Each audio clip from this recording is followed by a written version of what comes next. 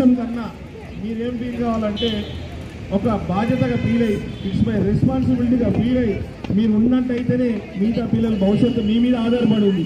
టీచర్లు ఎంత మంచి చదువు చెప్పినా కూడా స్టూడెంట్స్లో కూడా వాళ్ళకు ఇన్స్పిరేషన్ ఉంటుంది కాబట్టి మీరు వాళ్ళకి ఇన్స్పిరేషన్ ఉండాలని నేను మీ అందరినీ కోరుకుంటున్నాను. ఈరోజు మేము కూడా మీకు మా ఎక్స్పీరియన్స్ షేర్ చేయాలనుకుంటున్నాను. మీ ఇంతకుముందు మా మేడం గారు నా గురించి చెప్పారు. ఎన్నో సంవత్సరాల నుంచి పొలిటికల్ లైఫ్లో ఉన్నాము. అయినా కానీ నేను ఫస్ట్ టైం ఓడిపోయాను 2018లో, సెకండ్ సారి 2023లో కూడా ఎలక్షన్లో ఓడిపోయాను, 2024లో ఎలక్షన్లో గెలిచాను.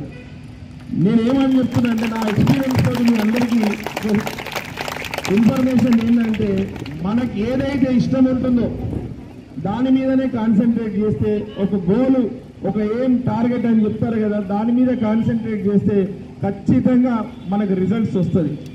ఇప్పుడు మీరు చాలామంది చూస్తారు, స్పోర్ట్స్ మ్యాన్ వచ్చి యాక్టర్ కాలేడు, యాక్టర్ వచ్చి స్పోర్ట్స్ మ్యాన్ కాలేడు.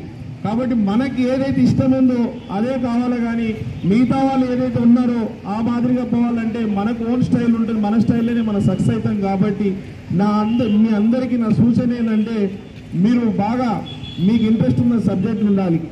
ఈరోజు ఇంకొక విషయం ఏంటంటే నా జీవితంలో కూడా ఈ స్టేజ్ మీద చీఫ్ గెస్ట్గా యాజ్ ఎమ్మెల్యేగా రావడం అంటే మాకు మీ టీచర్ లాంటి ఒక టీచర్ ఉండే, మాకు వాణి టీచర్ అని, మాది కూడా కోవిడ్ స్కూల్ ఉండే.